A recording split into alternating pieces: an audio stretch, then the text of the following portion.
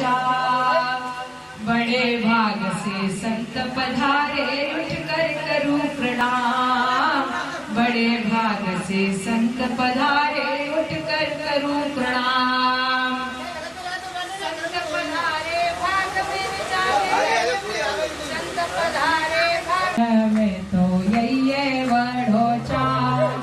संतन को देखूं तो मेरे मन में तो यही है बड़ो चाव। संत हमारे माता पिता है, संत हमारे बंधु। संत हमारे माता पिता है, संत हमारे बंधु। संत मिलावे राम से, संत मिलावे राम से, काटे यम के फंदू। संतन को देखो तो मेरे मन में तो यही है बड़ो चाव। संतन को देखूं तो मेरे मन में तो यही है बड़ो चाव। कहते हैं कि संत ही हमारे सगे संबंधी है, संत ही हमारे माई बाप हैं। पूज्य श्री भगत जी भी बताते हैं, और भी संतों का जो भाव सुनते हैं, कहते हैं कि दुनिया काम नहीं आएगी, लेकिन संत वो सन्मार्ग हमें दिखा देंगे कि हरि के सामने जाकर के हमें उपस्थित कर देंगे, खड़ा कर देंगे कि सच्चे जो सगे संबंधी है वो सीताराम जी है, राधा गोविंद जी है। दुनिया वाले मिलाने वाले नहीं है। कथा में भी कहते हैं, जैसे रामचरितमानस में भी, आज पूज्य भगत जी भी सुना रहे थे कि कथा का अधिकारी होना भी बड़े सौभाग्य की बात है, जो संतों की कृपा होती है। रामचरितमानस में तुलसीदास जी महाराज ने शुरुआत में कहते हैं कि प्रथम श्लोक बाल कांड में लिखा। वैसे 7 श्लोक लिखे, लेकिन प्रथम श्लोक में तुलसीदास जी महाराज लिख रहे हैं कि वर्णानाम शंकानाम रसानाम छंदसाम भी मंगलानाम च कर्तारो वंदे वाणी विनायको। तो इसमें जब चर्चा उठी, किसी ने तुलसीदास जी महाराज से कहा कि बाबा, आपने इतनी बड़ी रामचरितमानस लिखा, आपने सबकी अलग अलग चौपाई में, अलग अलग दोहे, अलग अलग सोरठे में वंदना करी, लेकिन हमारी एक बात समझ में नहीं आई कि आपने सरस्वती मैया और गणेश जी महाराज की एक ही श्लोक में वंदना क्यों कर दी। भाई दशरथ के लिए अलग चौपाई, भरत के लिए, शत्रुघ्न, कौशल्या के लिए, सीताराम जी के लिए, यहाँ तक कि संतों की भी बड़ाई करी और असंतों के लिए भी अलग से चौपाई लिखी। तो फिर ऐसी क्या जरूरत आन पड़ी कि एक ही श्लोक में आपने 2 लोगों को निमंत्रण भेजा। अब दोनों ही पूजनीय है, भगवान गणेश भी और माता सरस्वती भी।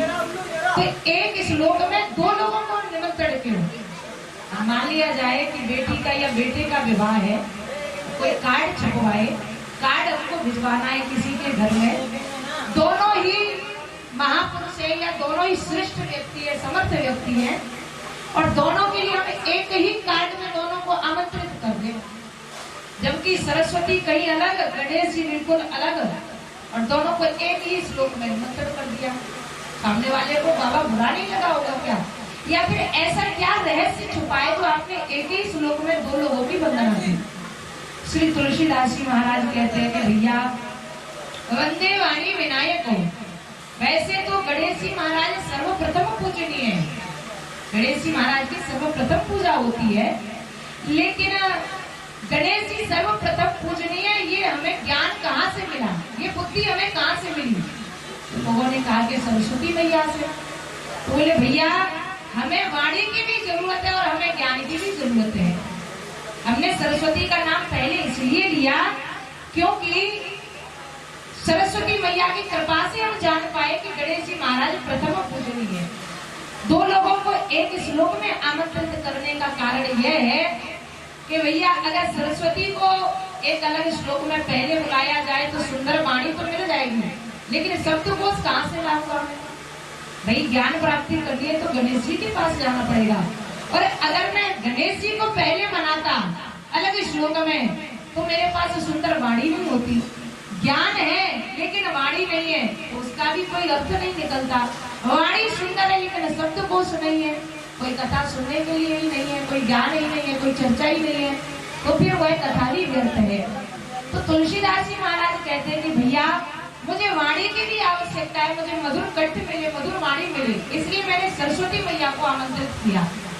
और मुझे ज्ञान भी चाहिए, जनमानस तक पहुंचानी है मुझे प्रभु श्री सीताराम जी की कथा, तो मुझे ज्ञान भी जरूरी है, इसलिए मैंने गणेश जी महाराज और माता सरस्वती दोनों को एक ही श्लोक में बुलाया है। जैसे श्रीमद् भागवत में भी अगर हम देखते हैं तो श्री वेद व्यास जी महाराज ने प्रार्थना करी गणेश जी महाराज से कि आप हमारा सहयोग करें, हमें भागवत गीता लिखने, भागवत कथा लिखनी है, लेकिन हम कैसे लिखें। गणेश जी महाराज ने कहा कि लिखने के लिए तो मैं तैयार हूँ, लेकिन मेरे पास इतना समय नहीं है, मैं खाली नहीं बैठूंगा। अब आप कितनी देर में कैसे क्या वक्तव्य करेंगे, तो उसके हिसाब से मेरी शर्त यह रहेगी कि अगर थोड़ी देर के लिए भी मुझे खाली छोड़ दिया, मुझे काम नहीं दिया गया, तो मैं छोड़ करके बीच में से ही चला जाऊंगा। व्यास जी ने कहा ठीक है। तो कहते हैं कि व्यास जी महाराज जब गणेश जी के सामने बैठे तो 100 श्लोक तक तो बहुत अच्छा बोलते जाते धारा प्रवाह, लेकिन जैसे ही उन्हें लगता कि अब संध्याकालीन समय है या कोई कार्य भी करना आवश्यक है, तो 100 श्लोक के बाद में एक ऐसा कुट श्लोक बोल देते कि गणेश जी थोड़ी देर तक उसे सुलझाने में लगे रहते और तब तक वह अपने कार्य से निवृत्त हो जाते श्री व्यास जी महाराज। तो कहते हैं कि ज्ञान के लिए श्री गणेश जी महाराज की आवश्यकता है। तो तुलसीदास जी ने कहा कि मुझे वाणी भी चाहिए और मुझे ज्ञान भी चाहिए, इसलिए मैंने एक श्लोक में 2 लोगों को आमंत्रित किया है। अच्छा, कथा का अधिकारी जैसे शुरुआत में लिखा है रामचरितमानस में तुलसीदास जी महाराज ने कि वर्णा नामर्थ संघानाम रसानाम चंद्र श्यामपि मंगलानाम च कर्तारो वंदे वाणी विनायको। कहते हैं कि रामचरितमानस की जब शुरुआत की तुलसीदास जी महाराज ने तो वाह शब्द से की है, इससे वाह शब्द से, और अंतिम में जब कथा का विराम भी लगाया तो कहते ते पतंग घोर किरणेर दहंती नो मानवा, यानी कि शुरुआत करी तो वह शब्द से वर्णानामर्थ संज्ञानाम, और कथा को जब विराम लगाया पानी नारी प्यारी जब लोभी प्रिय जब नाम रघुनाथ निरंतर प्रिय लागे, सब कुछ कहने के बाद में अंतिम में जब विराम दिया तो अंतिम श्लोक में बाबा ने कहा कि ते पतंग घोर किरणेर दहंती नो मानवा। किसी ने कहा बाबा वाह शब्द से आपने शुरुआत करी, वाह शब्द पर विराम लगाया, इसका रहस्य क्या है? क्योंकि साधु जब भी कोई चर्चा करे या कोई भी ग्रंथ लिखे तो उसमें रहस्य कुछ न कुछ जरूर रहता है। जैसे कि 7 श्लोक ही शुरुआत में क्यों लिखे, तो इसके भी बहुत सारे रहस्य हैं कि दशावतार में ठाकुर जी रामचंद्र जी 7वें नंबर के अवतार हैं, इसलिए 7 श्लोक शुरू में लिखे। रामचरितमानस के 7 कांड होंगे, इसलिए एक एक कांड के हिसाब से 7 श्लोक लिखे, या फिर जीवन काल के जैसे कि सप्ताह के 7 दिन है इसलिए 7 श्लोक लिखे। हमारे जिंदगी के भी 7 दिन है, 7 से ज्यादा कोई जिया नहीं है, भले ही हम कहें 80 साल के हो गए, 50 साल के हो गए। तो कहते हैं कि इसके कारण बहुत सारे हैं, 7 ग्रंथि है, 7 बहुत सारे कारण लिए, लेकिन कहते हैं कि वाह शब्द से ही शुरुआत क्यों, वर्णानामर्थ और उधर मानवा। तुलसीदास जी महाराज कहते हैं भैया मेरी रामचरितमानस के 2 दरवाजे हैं, ये रामचरितमानस के 2 दरवाजे हैं। एक से तो खुलता है, रामचरितमानस को जब खोलना है तो वाह शब्द से यानी कि दरवाजा खोला जाएगा, और जब कथा को विराम लगाया जाएगा तो तेल पतंग घोर किरणेर दहंती नो मानवा, वाह शब्द पर ही विराम लगा दिया जाएगा। बाबा वो तो ठीक है, लेकिन वाह शब्द का अर्थ क्या है? तुलसीदास जी महाराज कहते हैं भैया कलयुग ऐसा समय आने वाला है कली काल में, इतना भयानक समय कि लोग धर्म को ही लेकर के द्वंद्व छेड़ देंगे। कुछ राजेश्वरानंद जी महाराज कहते थे कि भैया पहले युद्ध में भी धर्म होता था, धर्म क्षेत्रे कुरुक्षेत्रे समवेता युद्ध सभा, यानी कि धर्म युद्ध में भी धर्म चलता था, धर्म नीतियां चलती थी। और आज ऐसी कई काल में स्थिति बन गई है कि आज धर्म में ही युद्ध छेड़ दिया है। पहले युद्ध में भी धर्म का साथ लिया जाता, आज धर्म में ही युद्ध प्रारंभ कर दिया गया है। तो कहते हैं तुलसीदास जी महाराज कि मानस को लेकर के कलिकाल में लोग आपस में झगड़ा करेंगे। अब जैसे कि 4 वर्ण हो गए, ब्राह्मण, क्षत्रिय, वैश्य और शूद्र। तुलसीदास जी महाराज कहते हैं कि ऐसा भास हो रहा है कि कलिकाल में चारों जातियां आपस में लड़ेंगी। क्यों? बोले सबसे पहले ब्राह्मण भगवान का मुख। ब्राह्मण कहेंगे कि भैया कर्म कांड कराने का अधिकार हमारा है, तो रामचरितमानस पे भी अधिकार हमारा है।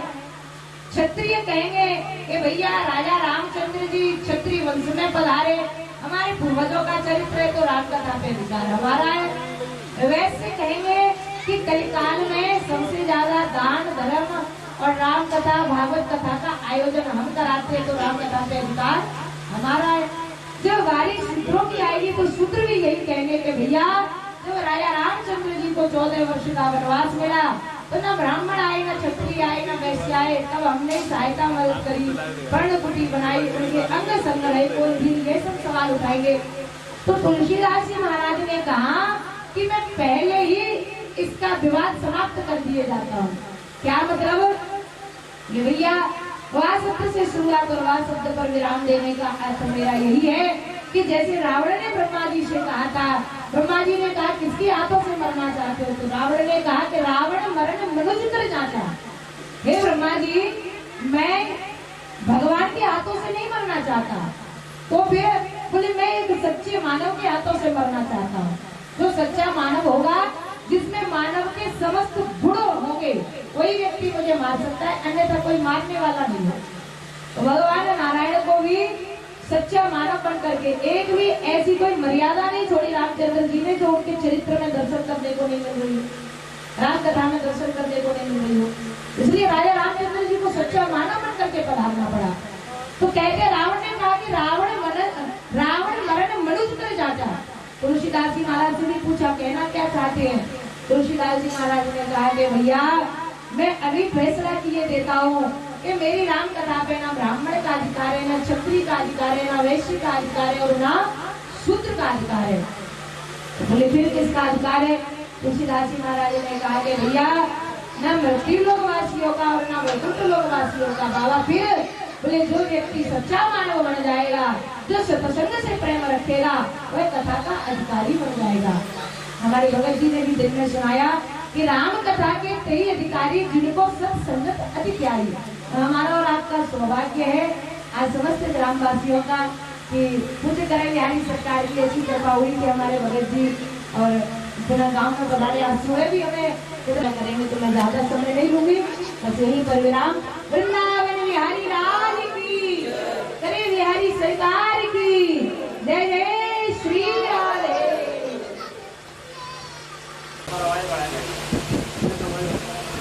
ज्ञान में इतने गुण सुन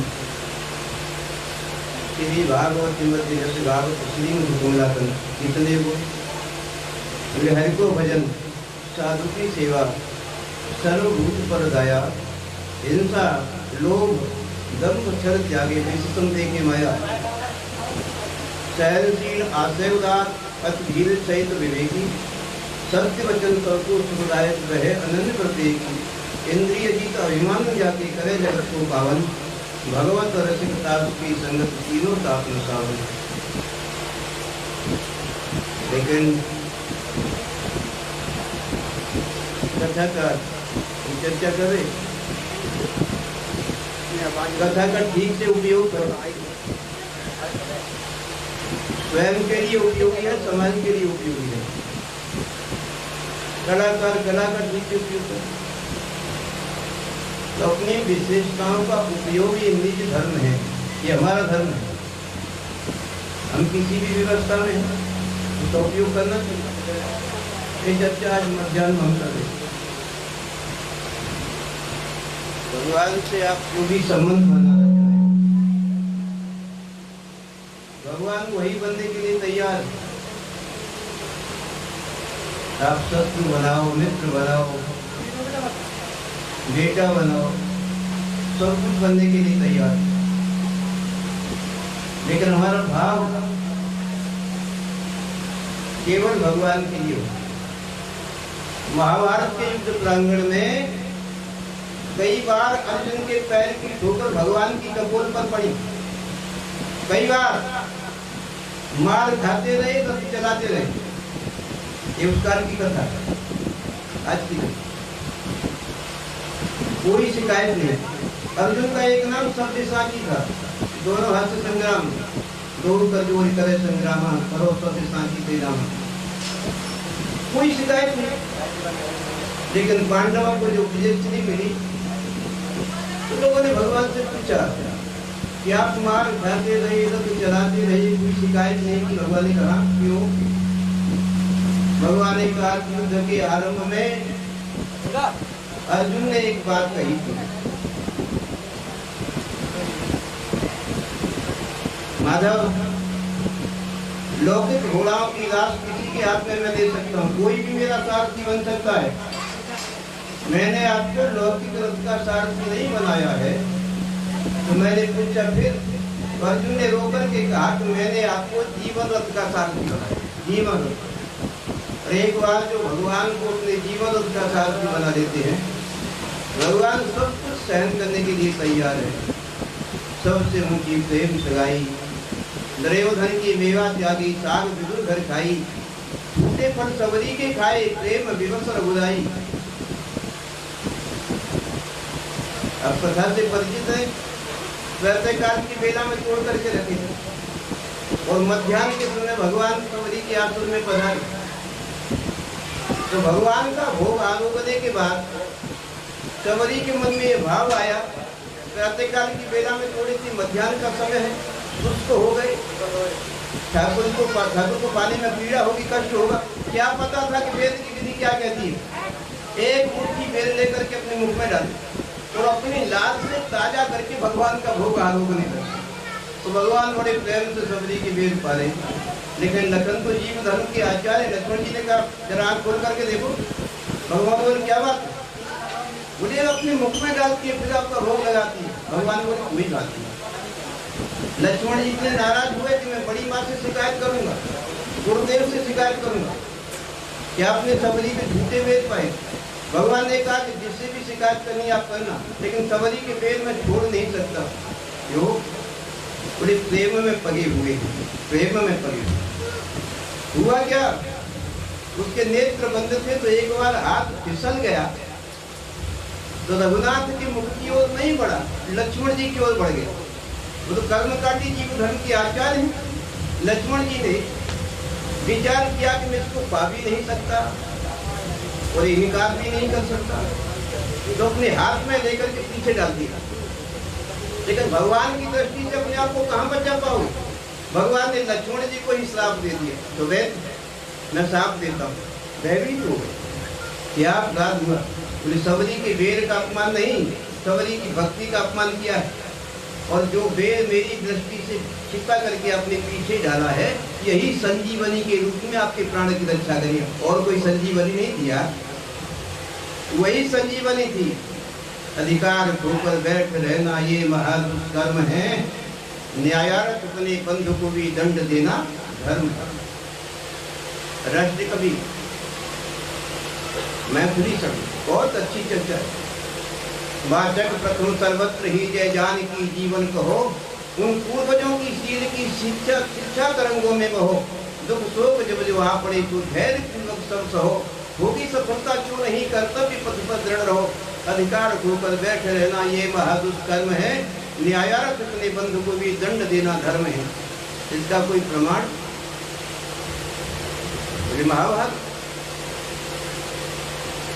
महाभारत में यही हुआ, धर्म युद्ध था।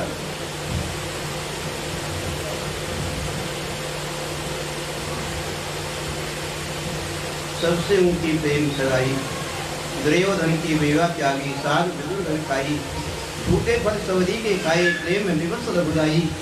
प्रेम के बस अर्जुन रत्ना को भूल गए, ठकुराई भूल गई कि मैं भगवान हूँ। ऐसी प्रीत बढ़ी वृंदावन गोपियों ने नाच नचाई। और धर्मराज की राजपी में जाके धूप उठाई। धर्मराज कृष्ण ने राजपी यज्ञ किया तो भगवान ने स्वेच्छा से अपनी इच्छा से कहा कि बड़े भैया मैं भी कोई सेवा करूँगा। आपको मालिक हैं, आप क्या सेवा करेंगे? बोले नहीं मेरा मन है। तो क्या सेवा करेंगे? भगवान ने कहा बड़े भैया आपके यज्ञ में जितने साधु ब्राह्मण अभ्यागत भिखारी भोजन करेंगे उनकी झूठी पत्थर में उठाऊं। कमाल। धर्मराज की राजपुरी में जाकर कोई संकोच नहीं, धर्मराज की राजपुरी में जाकर झूठ उठाई, सूर क्रूर इस लायक नहीं कि ही लगी कदे बढ़ाई, सबसे उनकी प्रेम से। तो भगवान कहते जो भी आप संबंध बनाना चाहते हैं मैं उसका निर्वाह करने के लिए तैयार हूँ। तो उग्रसेन की चौकीदार बन गए। लोगों ने पूछा सम्राट कोई धर्मात्मा उग्रसेन, आप कौन है? कोई चौकीदार। कोई संकोच नहीं। भगवान कहते हैं कि मैं सारी बात भूल जाता हूँ लेकिन प्रेमी के प्रेम को कभी नहीं भूल सकता।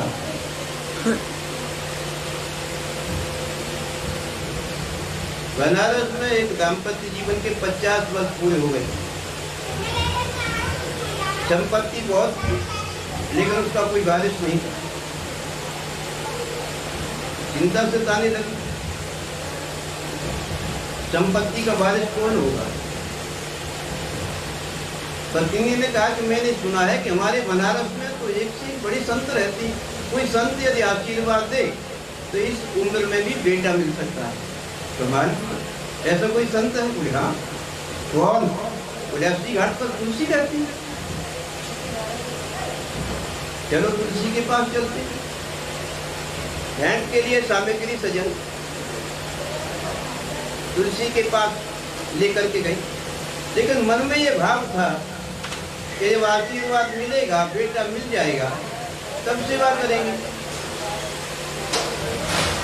तो नगर सेठ ने तुलसी से जाकर के प्रश्न किया, बाबा मेरे भाग्य में कोई बेटा बेटी है कि नहीं? तुलसी बोले मैं कोई ज्योतिषी तो नहीं हूँ। बोले आप तो ज्योतिषी नहीं है लेकिन आप राम से मिले हुए हैं, अपने ठाकुर से ही पूछिए। तुलसी बोले 2 दिन बाद आना। तो भेंट के लिए जो सामग्री लेकर के गए थे फिर उसको घर में वापस ले गए। भगवान से तुलसी ने पूछा कि नगर सेठ आए थे, उनके भाग्य में कोई बेटा बेटी है कि नहीं? भगवान ने कहा तुलसी 1-2 जन्म की बात छोड़िए, 7 जन्म तक उनके भाग्य में कोई बेटा बेटी नहीं। 7 जन्म तक। तुलसी निराश तो हुए लेकिन भगवान की आज्ञा थी, ईश्वर जाए शीर्ष तो वही थी। नगर सेठ 2 दिन बाद आए। तुलसी ने कहा भैया आपके भाग्य में 7 जन्म तक कोई बेटा बेटी नहीं। तो दूसरे दिन भी 2 दिन बाद भी जो सामग्री भेंट के लिए लेकर के गए थे फिर घर में वापस लेकर के चल दिए। रास्ते में पत्नी ने कहा ये तो तुलसी के ठाकुर की व्यवस्था है कि 7 जन्म तक आपको कोई बेटा बेटी नहीं मिलेगा, लेकिन मैं कहती हूँ कि 14 जन्म तक नहीं मिलेगा। नगर सेठ ने पूछा क्यों? बोले 2 बार आपने संकल्प किया सेवा करने का, फिर ये घर में वापस लेकर के जाते, क्या करोगे इसमें? नगर सेठ को भी होश आया कि बात तो ठीक है, अब क्या करूँगा? बोले जो भी मेरे रास्ते में उसको दे दो। फुटपाथ पर एक भिखारी बैठा था। नगर सेठ ने बुलाया, इधर आओ। क्या बात? बोले मैं कुछ देना चाहता। बोले मैं तो देने के लिए तैयार हूँ, प्रतीक्षा करो। उसने हाथ आगे बढ़ाया लेकिन देने से पहले ही नगर सेठ रोने लगे। उसने हाथ पीछे खींच लिए, नहीं देना, जाओ। ताकत हो गया, देने से पहले ही रोने लगे। नगर सेठ ने कहा भैया ये मेरी मजबूरी है क्या? बोले मैं ये आशा लेकर के गया था कि मुझे कोई बेटा बेटी मिल जाएगा, लेकिन तुलसी ने निराश कर दिया। भिखारी ने कहा कि आपके मांगने में कोई कमी हो सकती है, तुलसी की उदारता में कोई कमी नहीं। आपने बुद्धि का व्यापार किया, और बुद्धि का व्यापार ही हम लोग करते हैं, बुद्धि का व्यापार किया होगा।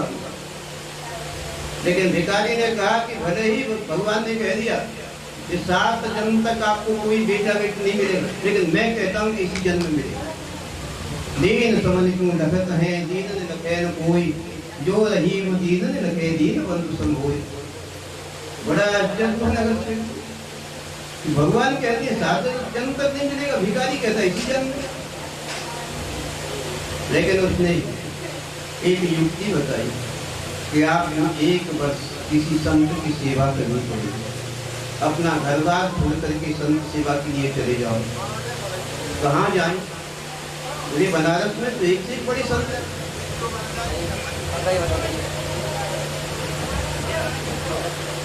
हनुमान घाट पर किन्नाराम रहते हैं, बड़े बस न चले जाओ। घर का ताला लगाया, हनुमान घाट पर गए, संत की सेवा करने लगे। इंद्राराम जी ने कहा कि आप तो आश्रम में क्यों आए? बोले भजन करने के लिए। बोले आप संसारी हो, भजन तो कर ही नहीं सकते।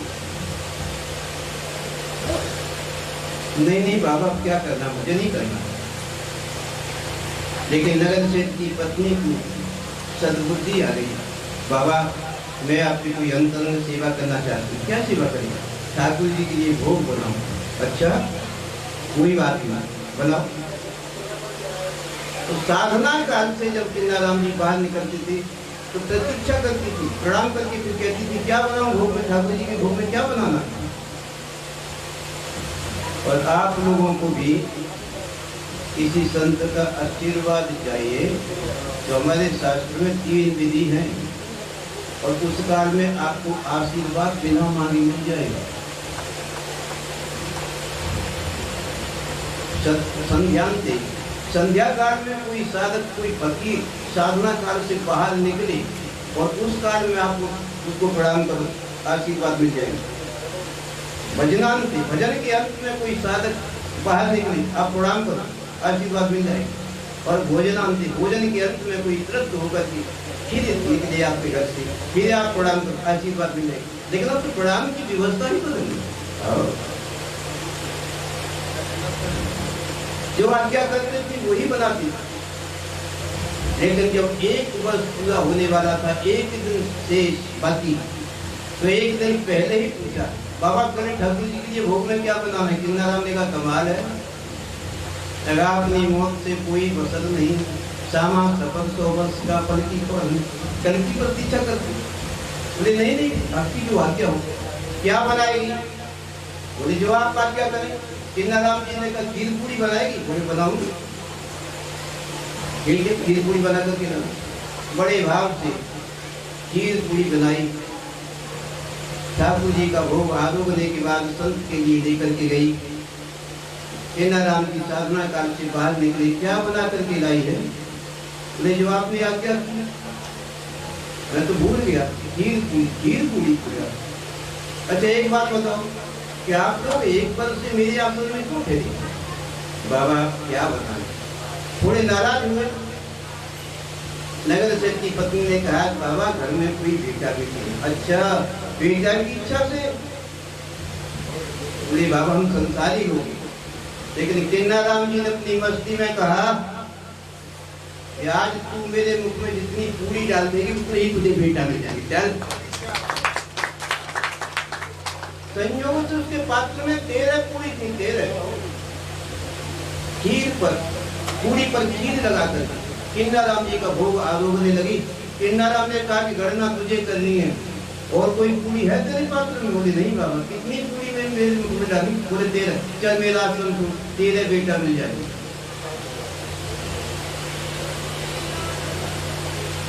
वापस घर में आए, सूखे हुए आंगन में हरियाली आ गई। 1 बेटा मिला, दूसरा मिला, तीसरा मिला, चौथा बेटा। नगर सेठ की पत्नी ने कहा कि चलो तुलसी के पास चलते हैं, आशीर्वाद मिल जाएगा।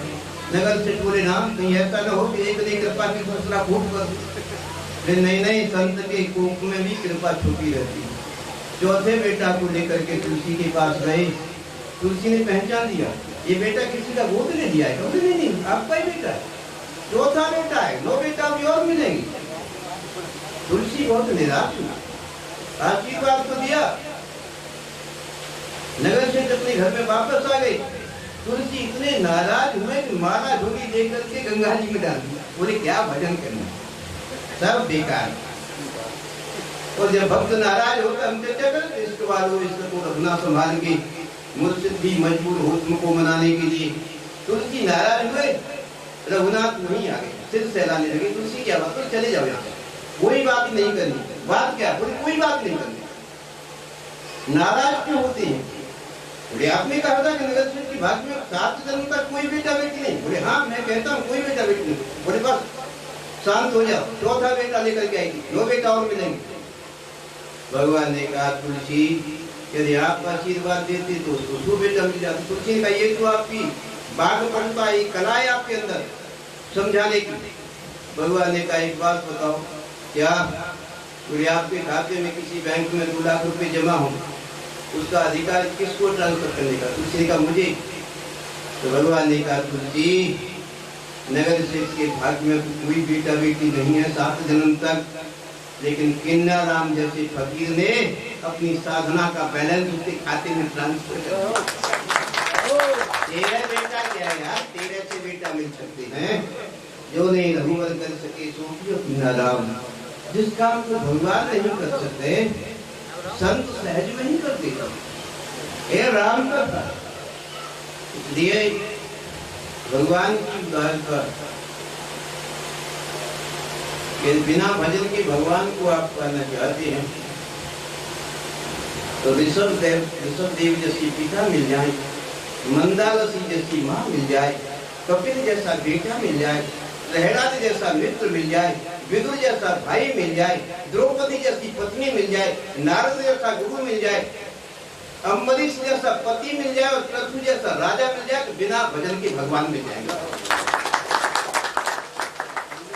लेकिन ये कोई सहज बात नहीं। कई जन्मों की साधना के बाद ये घटना घटित होती है। तात ऋषो तो हुए माँ मंदार से जानो, पुत्र कपिल तो मिले, मित्र प्रहलाद ही मानो, भ्राता विदुर दयाल जोशिता द्रुपद आदि, गुरु नारद तो मिले, अकिंचन परोपकारी, भरता नृप अम्बरीश तो, राजा पृथु तो जो मिले, भगवत भवन दूतरें चिदानंद। आपकी निराकार तुलसी निराकार में विलीन हो जाए। लेकिन ये कई जन्म की साधना की बात, ऐसा परिवार संभव कहाँ व्यवस्था हो। भगवान तो कहते हैं कि आप कोई भी संबंध मुझसे बनाना चाहते हैं, मैं तैयार हूँ। काम बस सुपन खा गणितासी तरी, क्रोध बस रावण तरो जो रंग लाचे ही, मोह बस अजामिल विप्त तरो, लोभ बस दुर्धर तरो जो बांधवाचे ही। कहे पद्माकर गीत गुह आदिन गाय पर, पर गए ते कर गए केते काछ काछे ही, साची विधि एक ही, कहूँ मैं रघुराज ही के पाछे ही परेगो तो करेगो यार काछे। भगवान के पीछे पड़ जाओगे तो उसके पास विकल्प क्या है? तारेगा ही, मारेगा तो तारेगा। लेकिन संसार का जब रंग चढ़ता है उसमें इतनी असत्य हो जाती है। संसार में हर वस्तु का महत्व है, हर व्यक्ति का महत्व है, लेकिन हमारे जीवन के पतन का शुभारंभ तब होता है जब हमारा ममत्व हो जाता है, ये मेरा है। उसका महत्व समझो यार, परिवार का महत्व है, पत्नी का महत्व, ममत्व हो जाता है तो पतन का कारण बन जाता है। इसलिए सुमिरन करने वाले होठों से सेवा करने वाले हाथ ज्यादा पवित्र होंगे। तो पहले राम की चर्चा, फिर श्याम की चर्चा, जितना भी समय होगा जितना आपके पास समय होगा। प्रयागराज में जयपुर की राज रानी स्नान करने के लिए गई। पहले हमारे देश की परंपरा थी कि राजा महाराजाओं को दर्शन और स्नान पर्दे के अंदर होता था। तो यही व्यवस्था हुई जयपुर की राज रानी, संगम में स्नान किया, आत्मगिरानी हो गई। ये जीवन बेकार है जिसमें खुले में संतों का दर्शन नहीं कर सके, कोई चर्चा नहीं हो पाई। ऐसे जीवन से क्या लाभ? प्रयागराज से दामन फैला करके भीख मांगी कि मेरा अगला जन्म हो, ऐसी जाति में हो कि लोग मेरी जाति से ईर्ष्या करें, मेरे रूप से ईर्ष्या करें। अंतर मन से प्रयागराज से मांगी। महारानी की अंतरात्मा की पुकार को प्रयाग ने स्वीकार किया। क्या बात है? नहीं ये क्या बात? तो वही व्यवस्था पे भाव सुनते थे, स्त्रियों बूढ़े बच्चन दिए दे ध्यान सुन, कल जब आएगा युग बदल जाएगा, होगी दुनिया भी सबसे निराली, कल में वही व्यक्ति होंगे करेक्ट, नंबर दो का धंधा करेंगे सेलेक्ट, बाइक और खाने का शौकर हुए, गुंडागिरी का हो भारी सुफेक्ट, वही ज्ञानी दुनिया जिसको होगी मनी, संत भूखे हो गुंडों को थाली, होगी दुनिया भी सबसे निराली। फिल्मी धुनी छात्रों की सब्जेक्ट हो, धर्मेंद्र हेमंत इसमें ऑब्जेक्ट हो, बॉक्सिंग के चालक की प्रीफेक्ट हो, उनकी कही बात ही एक्ट हो, और मंत्र क्या सीताराम राधे शंकर नहीं, मंत्र सॉरी प्लीज, बड़े मतलब की चीज, सब बोलेंगे कि क्या वो साली होगी, दुनिया भी सबसे निराली, ऐसा कोई मतलब कीर्तन भजन सभी होंगे रिजेक्ट, बेस्टिया का करना रहे एग्जैक्ट, अंग्रेजी बी और टी एट खाए पिए हो बुद्धि में डिफेक्ट, भूले पिचुके न हो, चंद दिन में बेटा बाप के बिगड़ की बात भूल जाएगी, माँ ने सब कुछ कहूँ, ये तो व्यवस्था है। थोड़ा मर्यादित होकर शांति बना देंगे, कथा में विघ्न करना ये भी एक अपराध है। आपकी अनुभूति नहीं है तो कम से कम सहानुभूति तो होनी चाहिए, सहानुभूति वही बात है। मुझे डोंगरी जी महाराज कहते थे कि जवानी में जोश बहुत होता है लेकिन होश नहीं होता, और बुढ़ापे जोश बहुत होता है लेकिन होश नहीं होता। जिसके जोश में होश आ जाए वही तो मानव जीवन है यार, जिसकी चर्चा भी कर रही थी लक्ष्मी चर्चा। मानवीय जीवन क्या है? जिसके जोश में होश आ जाए वो मानव का है। तो वही जयपुर की राजरानी कथा में विस्तार में, कथा के विस्तार में तो नहीं जाएगी। दूसरे जन्म में दंडाकर्ण के वन प्रदेश में कौल भीलों के परिवार में सवरी के रूप में अवतरित हुई। सवरी भक्ति के लिए कोई एक जन्म की यात्रा नहीं होती, कई जन्म की यात्रा होती, कई जन्म की यात्रा। लोग रूप से नफरत करते थे, जाति से नफरत करते थे, लेकिन उसका सौभाग्य था उसने कहा कि बहुत अच्छी बात है, अब भजन ठीक से हो जाएगा। स्वामी विवेकानंद को लोगों ने पढ़ा जब वो शिकागो में गए और प्रवचन के बाद जैसे ही अपने रूम में गए तो एक महिला पीछे चली गई और जाकर के किवाड़ बंद कर दी। विवेकानंद ने पूछा क्या बात, कोई जिज्ञासा है क्या, कुछ पूछना है? लेकिन सौंदर्य पे इतनी आकर्षित हो गई, उसने कहा स्वामी जी बोले बात क्या? बोले तुम्हारे जैसा मैं एक बेटा चाहती हूँ। मेरे जैसा बेटा? बोले हाँ। अपना आसन छोड़ करके उसके आंचल में बैठ गए कि आज के बाद मैं तेरा बेटा हूँ, क्यों नहीं माने। उस बिगड़ी हुई महिला को कहना पड़ा कि भारत के साधु के एक सूत्र ने मेरा पतित जीवन पावन बना दिया, अब मेरा शेष जीवन गोविंद चिंतन के लिए है। और क्या भगवान का भजन किया है, क्या उसके जीवन की मस्ती। तो कौल भीलों के परिवार में बहुत छोटी अवस्था में लोग शादी करते थे। शबरी के शादी की तैयारी, लेकिन सायंकाल की बेला में जब घर आई और घर के बाहर पशुओं को देखा, अगणित पशु, माँ से पूछा ये इतने सारे पशु? बोले हाँ बेटी, कल तेरी बारात आएगी तो फिर पशुओं का क्या होगा? बोले इनका आमिष माँ इनको काट करके बरातियों के सामने परोसा जाएगा, और भक्त ये कभी स्वीकार नहीं कर सकता। शबरी को आत्मगिलानी हुई थी, काल है ऐसे जीवन के लिए, ऐसे बंधन के लिए, और मध्य रात्रि में ही घर को छोड़ दिया।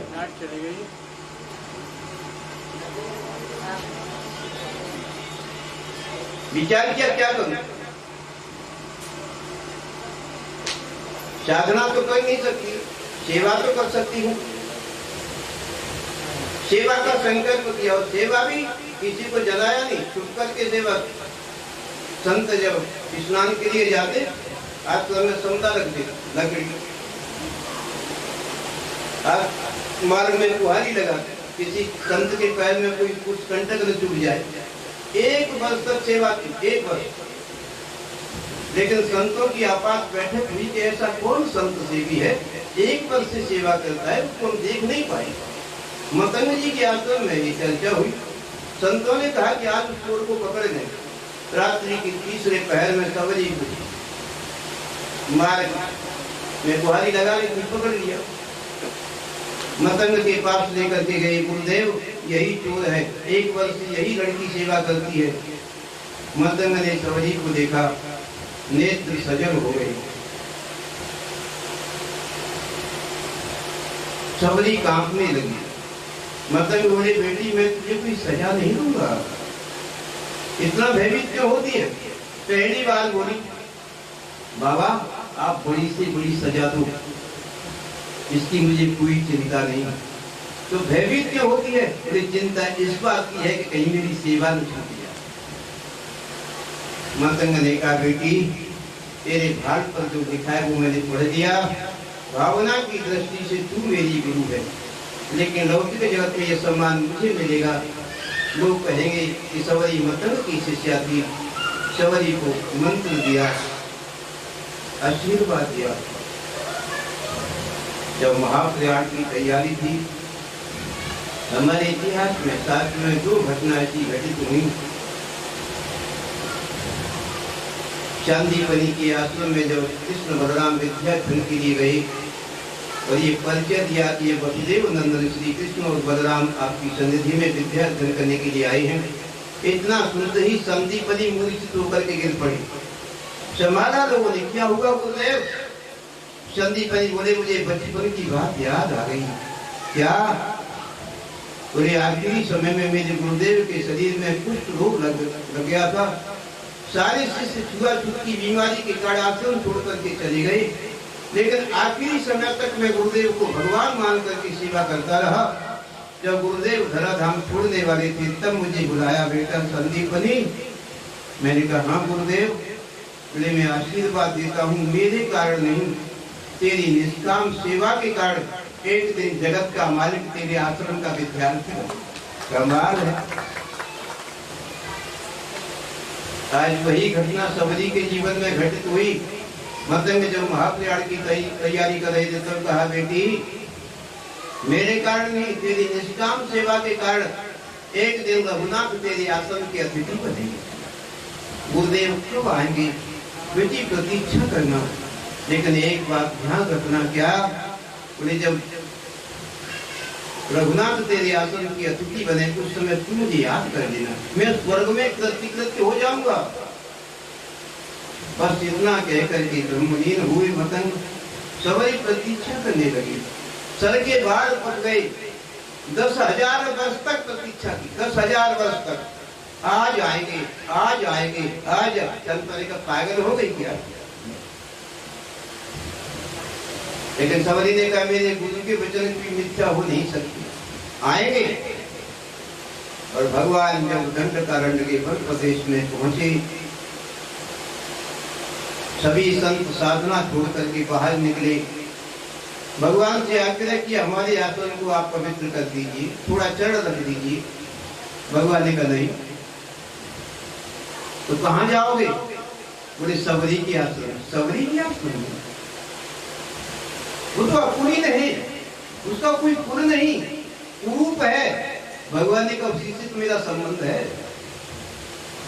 पूछ रहे राम जी कहाँ है मोरी सबरी? लेकिन घटना दोनों तरफ से घटित हुई। इत सबरी दर्शन व्याकुल हित, मेरे गुरु के वचन को होना लवरी लवरी झूठे। पूछ रहे राम जी। और सबरी के आश्रम में जब भगवान पहुंचे, सबरी ने भगवान को देखा, न प्रणाम किया न आसन दिया, अपनी कुटी की तरफ दौड़ी। भगवान विचार मगन हो गए, क्या हुआ? लेकिन मंतंग की पादुका को उठा करके अपने सिर पर रखा, पागलों की तरह चिल्लाने लगी, गुरुदेव आपका आशीर्वाद सुफल हुआ। आज जगत के मालिक मेरे आश्रम की अतिथि बन गए। आपने चलते समय कहा था सबरी जब राम तेरे आश्रम के अतिथि बने उस काल में तुझे याद कर लेना, मैं कृतकृत हो जाऊंगा, मेरा आशीर्वाद तुझे मिल जाएगा। स्वर्ग से आवाज आई, बेटी मैं कृतकृत हो गया, मेरी आज्ञा है अब रघुनाथ की सेवा कर। गुरुदेव की पादुका को आसन पर आसीन किया, फिर आगे बढ़ी जिसकी मानस में चर्चा है। पान जोर आगे भई खाड़ी, प्रभु विरोग प्रीति बाढ़ी। कहीं विधि अस्तुति करूं तुम्हारी, अधम जाति में जन्मति भारी। अधमति अधम अधम अति नारी, दिन में हूँ मैं मति मंद अघारी। कह रघुपति सुनि भाव में निभाता, मानो एक भगत करना। जाति पात कुल धर्म बढ़ाई, धन बल परिजन गुण चतुराई, भगत हीन नर सोइए कैसा, बिन जल बारिश देखिए जैसा। फिर भगवान ने नवदा भक्ति का गान किया। नवदा भक्ति कहूँ कोई पाई, चर्चा है प्रथम भक्त संतन कर संगा, दूसरी गतियों कथा प्रसंगा पढ़ते हो। लेकिन गायन के बाद भगवान ने कहा मैंने आपको कोई कथा नहीं सुनाई है। सवरी ने पूछा फिर, बोले मैंने जो आपके अंदर देखा है वो आपको समझाया। आप तो साक्षात भक्ति की मूर्ति है। सवरी को आत्मज्ञानी हुई। रघुनाथ ने आतिथ्य स्वीकार किया जिसकी आप चर्चा सुन रहे थे। लेकिन भगवान ने जो विदाई मांगी, अब मैं जाना चाहता हूँ। सवरी ने कहा थोड़ी देर और ठहरिए। भगवान बोले क्यों? बोले थोड़ी देर बेरा जो। सवरी ने हाथ जोड़ करके कहा, जिन्हें नैन से देखा मैंने रघुनाथ की छवि को, इन आंखों ने आपका दर्शन किया, क्या वो संसार को देख पाएंगे रघुनाथ? भगवान के नेत्र सजल हो गए। सवरी ने काष्ठ को एकत्रित किया और योगाग्नि में अपने शरीर को जला करके भगवान से कहा कि आप मेरा आश्रम छोड़ें, उससे पहले ही मैं अपना शरीर छोड़ करके तुम्हारे धाम में जाने है। उसका जीवन चरित्र भगवान के नेत्र सजल हो गए। सवरी की भक्ति को बढ़ाई, निष्काम भक्ति। इसकी चर्चा वाल्मीकि जी ने मानस में की। आखिरी सूत्र में कहा, जाहि न चाहिए कबहु कछु, तुम संसहज सने बसो निरंतर, तापमन सो राहुल निज गे।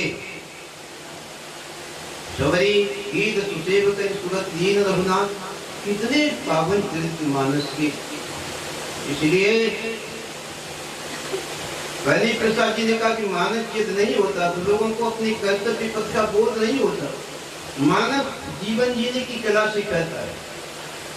समाज में कैसा व्यवहार करना चाहिए, पिता को पुत्र के साथ, पुत्र को पिता के साथ, भाई को भाई के साथ, पत्नी को पति के साथ, पति को पत्नी के साथ, ये सब मानस में चर्चा है। अनुचित उचित विचार करिए पालहि पितु बहन। पिता की आज्ञा में जो बेटा अनुचित उचित का विचार नहीं करता वो लायक वाला बेटा है। हे भागी सुख सुजस के बसे अमर पथ। भाई को भाई के साथ कैसा व्यवहार करना चाहिए?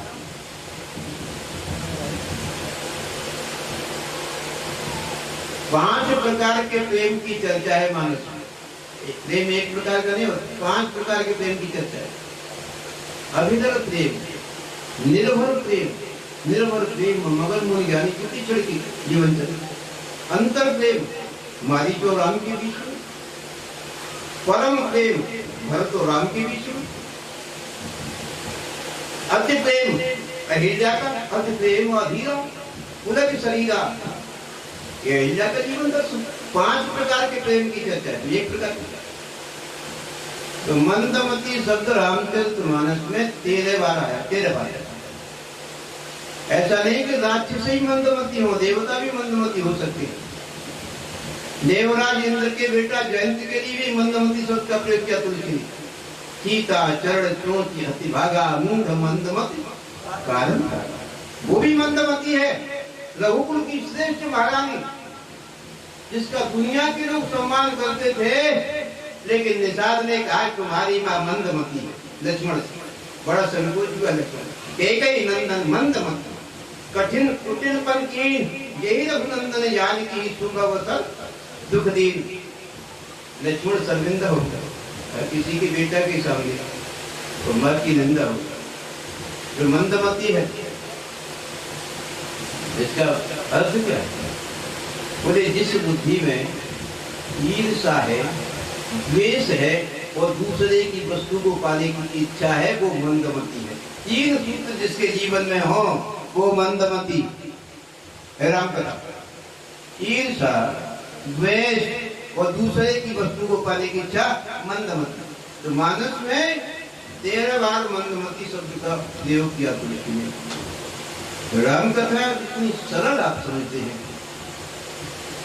उतनी सरल नहीं, इतनी क्लिष्ट है कि एक सूत्र पर लोगों ने पीएचडी की, फिर भी तुलसी के सूत्र को समझ नहीं पाए। इतनी ऊंचाई। नारी के लिए वैधव्य से बड़ा दुनिया में कोई कष्ट नहीं होता। सबसे बड़ा यदि कोई कष्ट है तो वैधव्य का कष्ट। लेकिन रावण की पुत्र वधु विरोचना जब इंद्रजीत का मस्तक मांगने के लिए रामादल में गई, भगवान सावधान हो गए, शिला से नीचे आए और सिलोचना ने पालकी से चरण नीचे नहीं रखा जमीन पर, उससे पहले ही रघुनाथ आगे बढ़े और राम ने कहा, रावण की पुत्र वधु विलोचना, दशरथ नंदन नाम आपके चरणों में प्रणाम करता है। सिलोचना के चरण वहीं ठहर गए, वैधव्य के कष्ट को भूल गई, नेत्र सजल हो गए। आज तक मैंने सुना था कि आप इतने उदार हैं, लेकिन आज मैंने आंखों से देखा एक संसारी नारी को आप प्रणाम करते। भगवान केवल यही नहीं रुके, इंद्रजीत का मस्तक विलोचना को मिला, तब भगवान ने हाथ जोड़ करके कहा, विलोचना मेरे लिए क्या आज्ञा?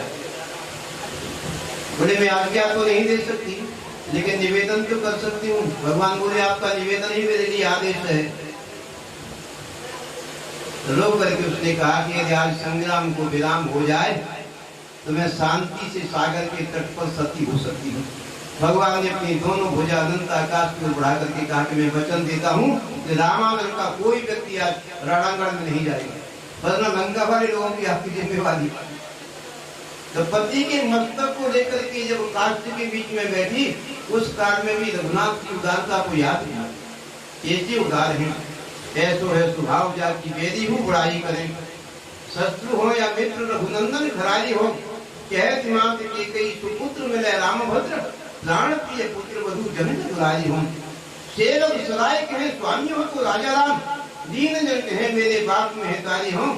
लेकिन मिथिला के लोगों की सोच थोड़ी बिलक, मिथिला के नारायण मिथिला के नर नारी कहें, सिया जी के संग नित्य को होकर बिहारी में सरकार हमेशा को होकर नहीं बिराजी रहे, कभी अवध में जाने का नाम नहीं है।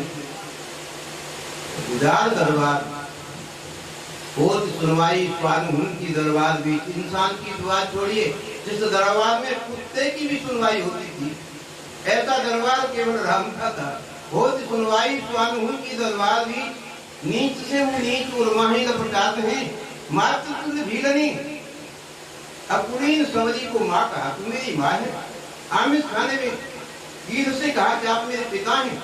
मातृ तुल्य भीलनी, गीत पितृ तुल्य जहां, मंत्री जहां गई, जितनी बड़ी सेना के मंत्री जामन, पदम 18 दूत 15, असमें सुना श्रवण 10 और मंत्री जामन। कभी पुत्र कहलाते हैं, बांधवों के साथ वही भाव जो पिता का पुत्र के साथ होता है, लायक पिता का। मित्र जहाँ केवट, नौका चलाने वाले से कहते मेरे मित्र है। मित्र जहाँ केवट पाषाण सुन को तो सुनिए नारायण को ही हो साथ है। ऐसो सुख सरल स्वभाव जग और कौन, जैसे शील सिंधु श्री भरत के साथ। ऐसा स्वभाव किसका हो सकता है? राम शील की सागर है, मर्यादा की सागर, ऐसी मर्यादा राम की मर्यादा।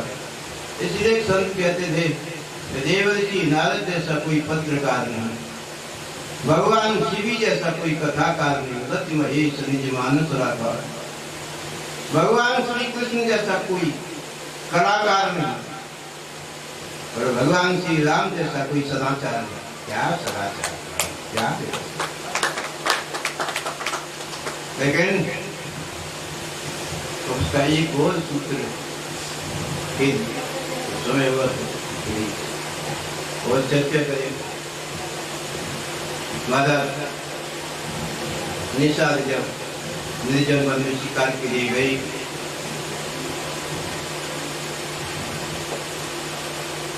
शिकार तो मिली नहीं, लेकिन रास्ता भटक गया। ऐसा लगा कि पानी पीने को नहीं मिला तो प्राण ही निकल जाएंगे, और यही हुआ। घोड़ा की लाश हाथ से टूटी, भूतल पर गिरे, मूर्छित हो गई। उसी वन में संयोग से केवट उपस्थित थे। केवट ने कहा को सम्राट है, संगवीरपुर के राजा हूँ। दौड़ करके आए, महाराज मैं आपकी क्या सेवा कर सकता हूँ? कंठ अवरुद्ध कुछ बोल नहीं पाए, लेकिन संकेत किया हो सके तो जल की व्यवस्था कर दो। वन से परिचित थे केवट, एक झरने से जल लेकर के आए, महाराज को जल पिलाया। जब स्वस्थ हुए पूछा आपका परिचय, बुढ़ी में आपके राज्य में ही रहता हूँ, नौका का कार्य करता हूँ, उसी से जीविका चलती है। कोई वरदान मांगो। क्या वरदान मांगो? आप मेरे अन्नदाता हैं, मैंने कोई एहसान थोड़ी किया, ये मेरा अधिकार है आपकी सेवा करना। बोले नहीं नहीं, कोई वरदान मांगा।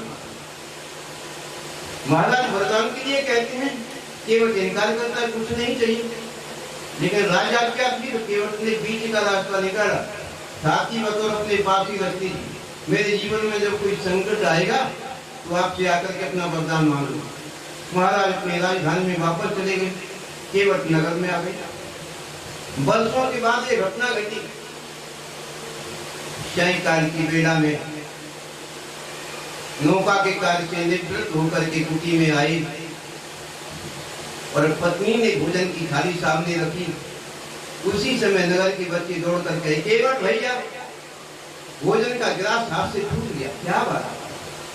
वर्षों से आप जिनकी साधना करते हैं, जिनकी प्रतीक्षा में हैं, कल वही दुनिया के मालिक आपके घाट की मेहमान बनने वाले हैं। आंखों से बरसड़ हुआ, भोजन की विस्मृति हो गई। वो नंगे पैर दौड़े, पत्नी पीछे, कहाँ जाते हो? कुछ नहीं बोले। मध्य रात्रि में श्रृंगवेरपुर पहुंचे। महाराज सेनागार में सैन्य कर चुके थे। एक फरियादी की तरह केवट ने कहा, महाराज मैं मिलना चाहता हूँ। मंत्री ने कहा, समय सेनागार में? बोले जाकर एक बार कहो, कोई दुखी व्यक्ति आपसे मिलना चाहता है। सुबह दरबार में मिले। मंत्री ने कहा कि इस समय महाराज नहीं मिल सकते। केवट ने कहा, एक बार कह दीजिए जाकर के। क्या? बोले वही व्यक्ति मिलने के लिए आया है जिसने निर्जन वनों के कानों की रक्षा की थी। मंत्री ने जाकर के जब ये समाचार सुनाया, निर्वस्त्र ही सेनागार से बाहर निकले। केवट आया? केवट? हमारे शास्त्र में मिलने की 3 घटना है। द्वापर में श्री कृष्ण सुदामा से मिले, त्रेता में ये 2 घटना घटित हुई। निषाद केवट से मिले, राम भक्त से मिले। मूल और बाल पालक सुदामा नाम पांडे सन, छाड़े राज का जैसे जीती गति जाने को। द्वारका के नाथ हाथ जोर धाये कहे पाई, भेंटे भरे अंग लपटाए दुख ताने को। नैन दूर जल भरे पूछत कुशल हरि, विप्र बोलो विपदा में मोहि पहचाने को। जैसी तुम कही ऐसी करे को दया के सिंधु, दीन बंधु दीन तो ऐसी प्रीति माने को। वास्तव में आप दीन बंधु। निर्वस्त्र बाहर आए, केवट ने प्रणाम किया। केवट इस समय रात्रि, महाराज आपको याद है एक बार आपने कोई वरदान देने के लिए कहा था? महाराज निषाद ने कहा, हाँ। आप चाहे तो मैं श्रृंगवेरपुर का राजा बना दूंगा। महाराज मैं चाहता हूँ हमेशा आप हमारे राजा बने रहें और मैं आपके चरण धूलि की सेवा करता रहूं। तो फिर क्या चाहते हो? केवट ने कहा, महाराज मैं अपने वरदान के रूप में आज कुछ मांगने के लिए आया हूँ। क्या? बोले एक अध्यादेश जारी कर दी। अध्यादेश? वो भी रात्रि में। कैसा अध्यादेश? केवट ने रो करके कहा, महाराज कल गंगा के घाट पर कोई नाविक अपनी नौका लेकर के नहीं जाए। क्यों? चरण पकड़े, महाराज मैं वर्षों से इनकी प्रतीक्षा में हूँ, कल वही दुनिया के मालिक मेरे घाट के मेहमान बनने वाले हैं और गंगा के घाट पर यत्र तत्र सर्वत्र नौका ही नौका दिखाई देंगी। न जाने वो किस नौका को पावन कर दे, किस नौका में जाकर बैठ जाएं और केवल एक ही नौका होगी तो बलवत मेरी ही नौका में बैठना पड़ेगा। तारना तो जानते हैं, तैरना नहीं जानते। निषाद की आंखों से बरसड़ हुआ, केवट मैं तुम्हारी निष्काम भक्ति को प्रणाम करता हूँ, कोई प्रलोभन नहीं तुम्हारी भक्ति में। मध्य रात्रि में अध्यादेश जारी किया, कल गंगा के घाट पर कोई नाविक अपनी नौका लेकर के जाएगा, उसे कोई सामान्य सजा नहीं, मृत्यु दंड की सजा मिलेगी। मृत्यु दंड। सारे नाविक भयभीत हो, केवट वही पुरानी नौका लेकर के गंगा के घाट पर जाकर के बैठ गई, प्रतीक्षा करने लगे।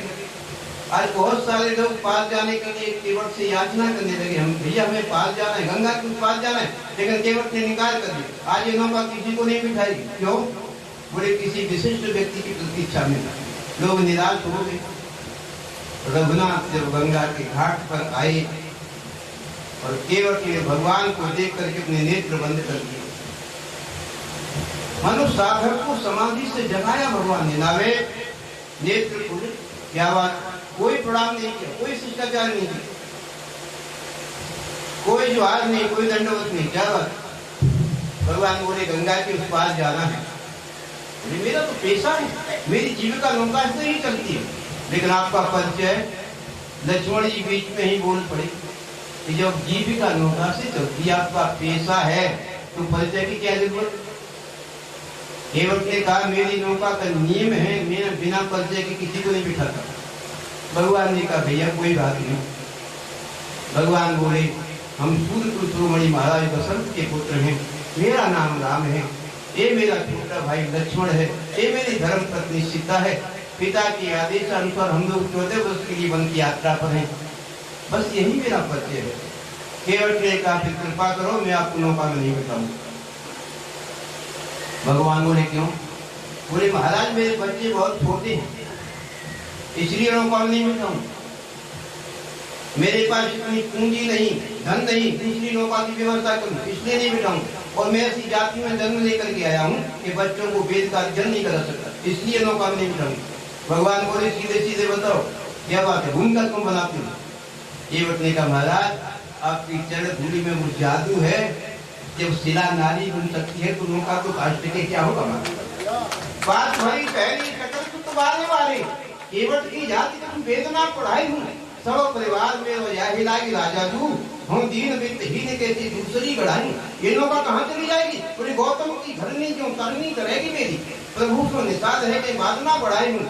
तुलसी के ईश राम रावले को सांची कहूँ, बिना पर धोए नाथ नावना। जब तक आपका चढ़ नहीं करूंगा तब तक नौका में नहीं बिठाऊंगा। भगवान ने कहा ठीक, चढ़ करना चाहते हो कर। केवट ने नौका की कठोरता निकाला, गंगा का जल कठोती में भरा और कठोते को भगवान के चरण में रख करके फिर गंगा के किनारे किनारे चल पड़ा। लक्ष्मण बोले कहाँ जाते हो? केवट ने कहा कि मैंने सुना है संतों से, ये लिखा है शास्त्र में। लक्ष्मण बोले क्या लिखा है शास्त्र में, क्या सुना है संतों से? बोले जब कोई शुभ कार्य करना हो तो पत्नी और बच्चे भी साथ में होने चाहिए। लक्ष्मण ने भगवान से पूछा कब तक प्रतीक्षा करोगे? बोले फंस गए चक्कर में, प्रतीक्षा तो करनी पड़े। प्रबल प्रेम के पानी पड़कर प्रभु को नियम बदलते देखा, अपना मान भला टल जाए, जन का मान करते देखा। भगवान प्रतीक्षा करने लगे। केवट ने नगर में प्रवेश किया, पत्नी को समाचार सुनाया, पत्नी रोने लगी। केवट ने पूछा क्या बात, नगर के लोग प्रसन्न है आपकी आंख में आपकी। पत्नी ने रो करके कहा जगत के मालिक हमारे घाट के मेहमान बन करके आए हैं, लेकिन हम इतने निर्धन हैं कि हमारी कुटी में कोई धातु का पात्र नहीं, चरण किस पात्र में करेंगे? केवट ने कहा पगली, यदि हम धनवान होते और धातु का पात्र हमारी कुटी में होता फिर भी हम राम का चरण धातु के पात्र में नहीं करते। क्यों? केवट ने 3 कारण बताए। पहला कारण जो है राम उदासीन व्रत लेकर के आए, ताप द्वेष विशेष उदासीन, और उदासीन वाले व्यक्ति को धातु का पात्र स्पर्श भी नहीं करना चाहिए, छूना भी नहीं चाहिए। दूसरा कारण यह धातु का पात्र 1 मिनट में सूख जाता है। ऐसे पात्र में भगवान का चरण करेंगे जो 1 हफ्ते तक पीला बना रहे, और उसी पात्र में फिर तुम आटा गूंथ करके भगवान का प्रसाद बनाना, तो आप जानते हैं क्या होगा? पत्नी बोली क्या होगा? बोले भगवान की चरण रज उस प्रसाद में विलीन हो जाएगी, वो परम पवित्र प्रसाद बन जाएगा, कई जन्म का जन्मांतर का पाप धुल जाएगा। पत्नी प्रसन्न हो गई, ऐसा क्या पात्र है आपके पास? वही नौका का कठोता। पत्नी को, बच्चों को, नगर के लोगों को साथ लेकर के आया, भगवान का चरण करने लगा। एक हाथ में कठोता, दूसरे हाथ में भगवान का जड़। कठोता वाला हाथ हिलने लगा, भगवान का जड़ भी हिलने लगा। लक्ष्मण बोले क्या करना है, भैया को गिराना है क्या?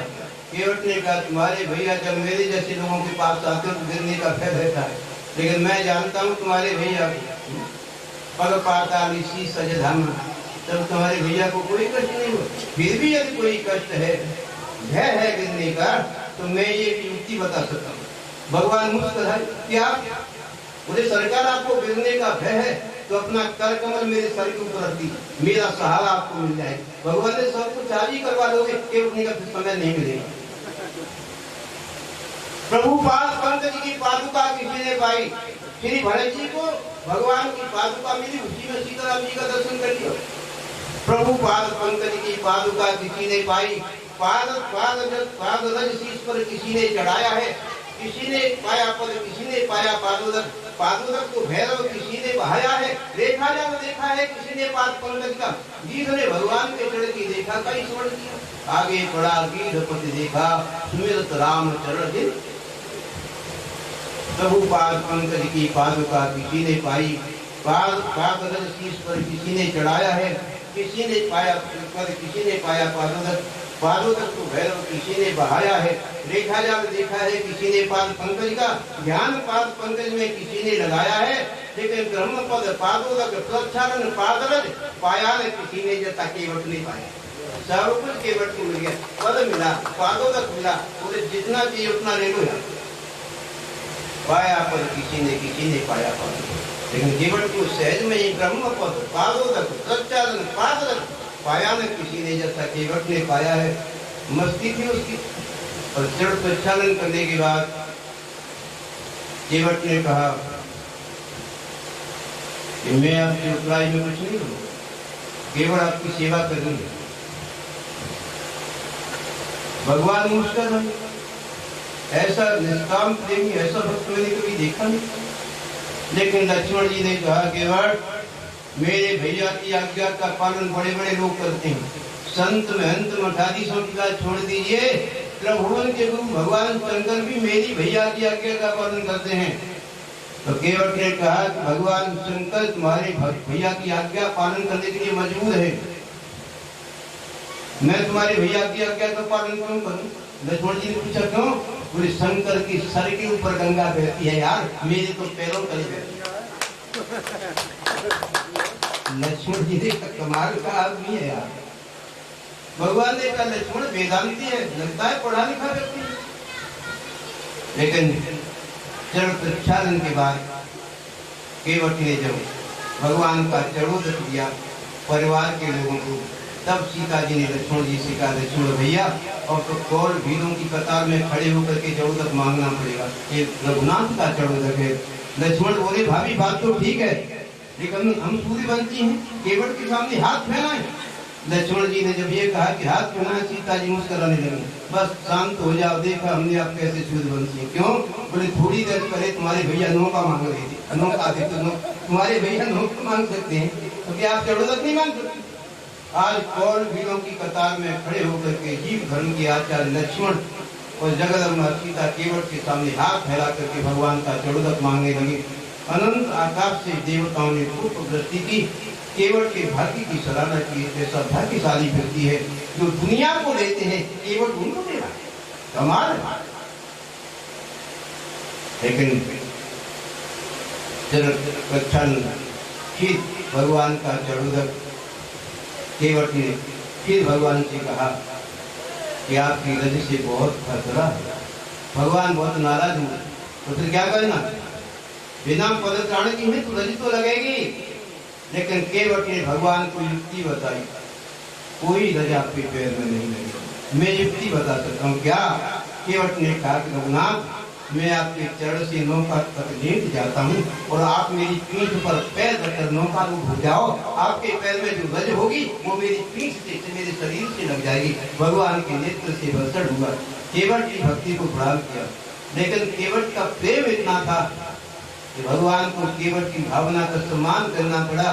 केवट की पीठ पर नौका रूप हुए भगवान, सीता फिर लक्ष्मण, लेकिन संचालन करने लगा नौका का, किनारे तक ले गया, फिर बीच में, फिर किनारे तक। लक्ष्मण बोले क्या करना है, डुबाना है क्या? केवट ने पूछा कितने समय के लिए आप वन की यात्रा करें? भगवान का 14 वर्ष के लिए। केवट ने कहा कि मेरा दिल कहता है कि मैं 14 वर्ष तक आपको नौका विहार करूँ। भगवान ने कहा ये तो बहुत अच्छी बात है, लेकिन बहुत काम करना है, फिर वापसी होगी, फिर नौका में विहार करेंगे। हमारी आज्ञा है कि इसमें गंगा का किनारा हो। भगवान की आज्ञा का पालन किया। केवट ने भगवान को गंगा का किनारा दिया। भगवान संकोच में है। जगदम्बा भगवान के भाव को समझ गई, मुद्रिका भगवान के कर्कमंड में दी। भगवान केवट को देने लगे। केवट ने फिर वही बात कही, मैं आपसे कुछ नहीं चाहता। क्यों? बोले आप भी मरना है, आप भी नाविक है, मैं भी नाविक हूँ। लक्ष्मण बहुत नाराज है, तुम पूरी बंसी छती है। बोले मेरी और तुम्हारी जाति एक नहीं है, लेकिन तुम्हारे भैया की और मेरी एक जाति है। विश्वास नहीं तो अपने भैया से ही पूछ लो। लक्ष्मण ने भगवान से पूछा, क्यों भैया? भगवान बोले हाँ। क्यों? बोले केवट ये संकेत कर रहा है लक्ष्मण कि मैंने आपको सामान्य गंगा से किनारा दिया है, पार किया है, लेकिन ठाकुर जब मैं तुम्हारे घाट पर आऊं तो आप मुझे संसार सागर से पार कर दे। मैं भी तो मरना हूँ, मैं भी तो नाविक हूँ। लक्ष्मण की नेत्र हो गई। भगवान ये निवेदन किया कि पत्नी फिर दीवार मोह जो दीवा सो प्रसाद में सुर दीवा। यदि आपकी वापसी हो, निमंत्रण किया किसी रास्ते से निकल कर जाना, फिर आप जो देंगे मैं स्वीकार करना। भगवान आगे बढ़े। जब तक भगवान का दर्शन हुआ तब तक दर्शन किया, लेकिन जब लताओं में ओझल हुए दर्शन नहीं हुआ। गंगा का जल हाथ में लेकर के केवट ने संकल्प किया, घर में प्रवेश नहीं करूंगा, परिवार से नहीं मिलूंगा, और जब तक रघुनाथ की वापसी नहीं होगी इसी नौका को प्रसादी नौका मान करके इसी नौका में बैठ करके भगवान का चिंतन करें। जिन नेत्रों से भगवान को देखा क्या संसार में नेत्र देख पाए, उसी नौका को प्रसादी नौका मान करके केवट नौका में बैठ के रघुनाथ का चिंतन करने लगा। जो वापसी हुई, केवट को देखा। भगवान ने कहा सीता परिचित नहीं, परिचय दिया। ये व्यक्ति 14 वर्ष से प्रतीक्षा में है।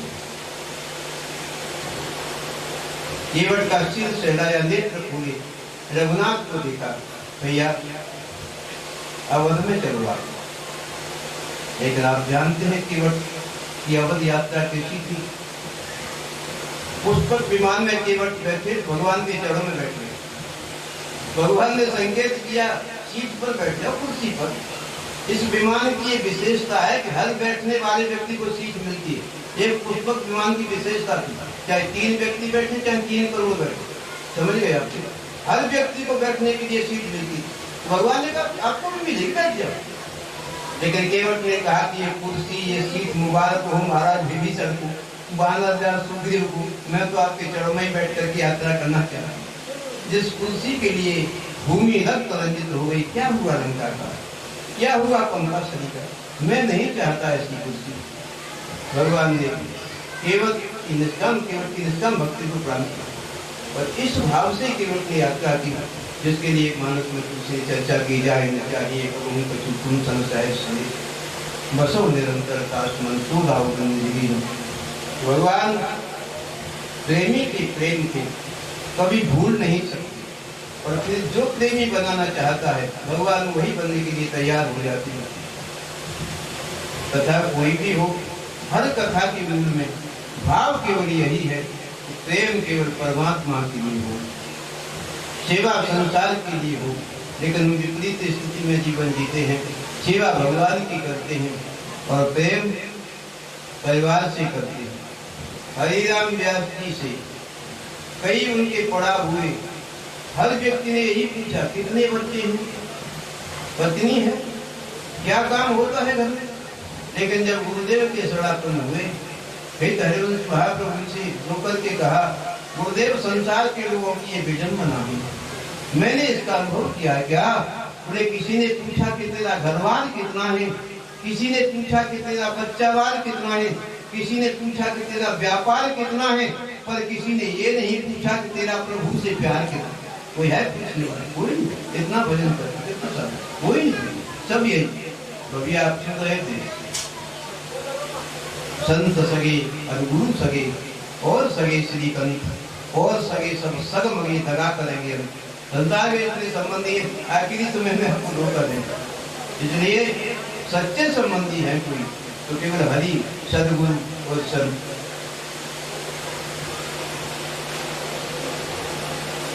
अब आप लोगों के पास बहुत समय हो, पता नहीं कि कितना समय हो गया।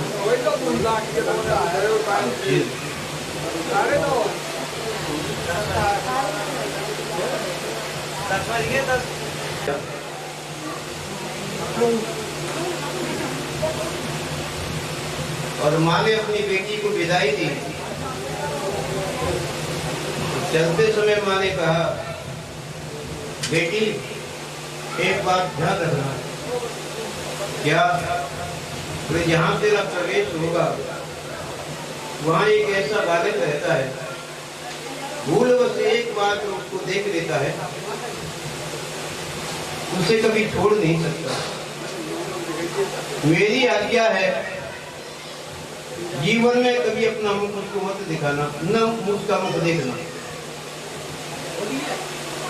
चलते समय माँ ने शिक्षा दी, वो भी ने वही बात गांठ बांध गिनी। और भगवान की तो ये लीला थी, संकेत पथ पर ठाकुर मिल गए, आगे गाए पीछे गाए, हित गाए उत गाए। अपने सखा को देखा, भगवान नाराज हो गए, जा सारी कभी बात नहीं करें। नीचे आया, रथ छोड़ करके पूछा, क्या बात है गोपाल? ससुराल गया, साथ लेकर के नहीं गए। सखा ने कहा, गलती हो गई, क्षमा कर, अगली बार जाऊंगा तो साथ लेकर के जाऊंगा। लेकिन भगवान ने तो वही लीला की, कोई बात नहीं, भाभी का थोड़ा मुंह दिखवा दे। सखा तो किनारे हो गया, बोले आपकी भाभी, आप उसके देवर देख। भगवान रथ के ऊपर गए, भाभी अपना मुख दिखा दो। और गोपी ने और साड़ी का पल्लू नीचे किया, डाला मैं अपना मुख नहीं दिखाऊंगा।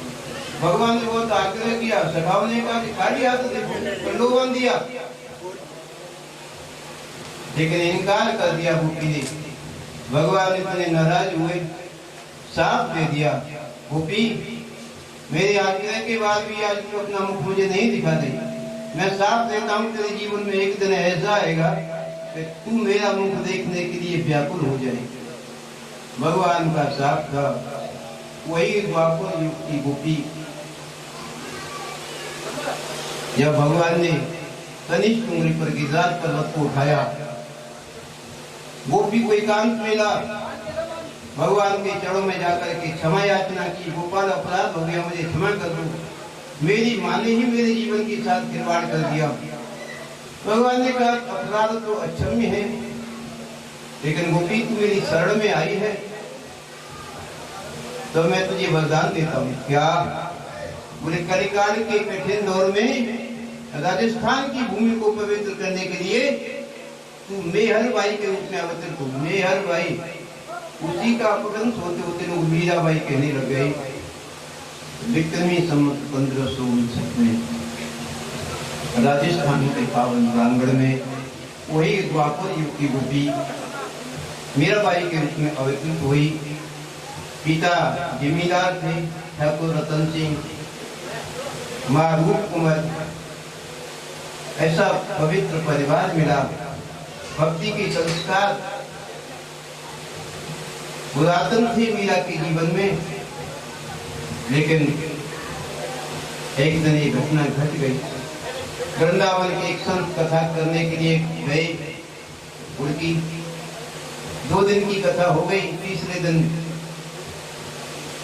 रूप कुमार ने कहा मीरा से, मीरा हमारे नगर में कितनी अच्छी कथा चल रही है, आज चलो मेरे साथ कथा में चलो। बेटी का हाथ पकड़ा, कथा स्तर की ओर आगे बढ़ी। लेकिन अभी कथा का शुभारंभ नहीं हुआ। व्यास जी अपने ठाकुर जी को सामने रख करके चित्रपट को ध्यान में बैठे थे। रूपकुमार ने संकेत किया, मीरा प्रणाम करो, यही संत कथा सुनाते हैं। मीरा ने जैसे ही प्रणाम किया, संत के चित्रपट को देखा, अपने प्रियतम की याद आ गई। ये तो मीरा ठाकुर है। बाल ये ठाकुर मुझे दिलवा दे, मेरा संबंध है। अब माँ क्या समझी? कथा भाग के लिए व्यथा बन गई। मीरा रोने लगी, मीरा का हाथ पकड़ा, लेकिन मीरा ने कहा नहीं नहीं, ये ठाकुर मेरा है। संत से आग्रह किया, बाबा आपके ठाकुर को देख करके मेरी बेटी हट करती है, यदि आप कृपा करके अपना ठाकुर मेरी बेटी को दे दें तो मेरी बेटी प्रसन्न हो जाएगी। लेकिन संत ने कहा कि मैया ये कोई बाजार में बिकने वाला ठाकुर नहीं है, ये मेरा आराध्य है, मेरा जीवन धन है, और ये 15 मिनट बाद चाय पिला दीजिए, केवल 10-15 मिनट में कथा को विराम करें। चाय लेके आएंगे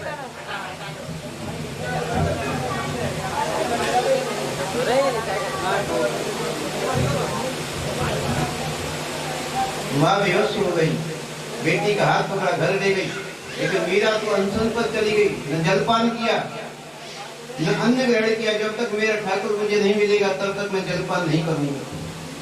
संत के जीवन के लिए भी आज की रात्रि सुखद रात्रि थी। मध्य रात्रि में ठाकुर जी आए, संत को जगाया, बाबा मेरी आज्ञा है, क्या मुझे आप मीरा के हवाले कर दूं? इतना आदेश देकर के भगवान अंतर्धान हो गए। संत रोते रहे। प्रातःकाल की वेला में अपने घर से निवृत्त होकर के मीरा के कक्ष की ओर आगे बढ़े, लेकिन माँ भी बेटी को मनाते मनाते थक गई। मीरा मानने के लिए तैयार नहीं। आज संत को जब देखा, प्रणाम किया, रूप बोले, बाबा मेरा सौभाग्य है कि बिना बुढ़ापे के आप मेरे घर के मेहमान बन गए। संत के नेत्र सजल हो गए। मैया तुम्हारी बेटी मीरा कहाँ है? बाबा आपके ठाकुर को देखने के बाद अन्न जल का परित्याग कर दिया, बुलाओ मीरा को। आवाज लगाई, बेटी संत हमारे घर में आए हैं।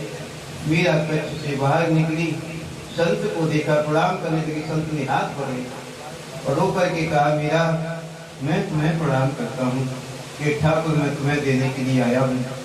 आज तक मैंने तुम्हारे ठाकुर की सेवा की, लेकिन तुम्हारे प्रेम के कारण, निष्काम प्रेम के कारण तुम्हारे ठाकुर का मुझे साक्षात दर्शन हो गया। अब ये ठाकुर आप संभालो। गिरधर गोपाल मीरा को मिल गई। मानो मीरा के जीवन की ये निधि है, मीरा का प्राण धन है, जीवन धन है। मीरा गिरधर गोपाल की सेवा करने लगी। माँ भयभीत हो गई, कहीं बेटी सन्यासी न बन जाए। शिकायत की ठाकुर रतन सिंह से, जितना जल्दी हो सके मीरा की शादी कर। एक दिन नगर में बारात आई, बेटी को बारात का दर्शन करवाया। मीरा ने पूछा, ये कौन दूल्हा है? तेरी भी बारात आएगी?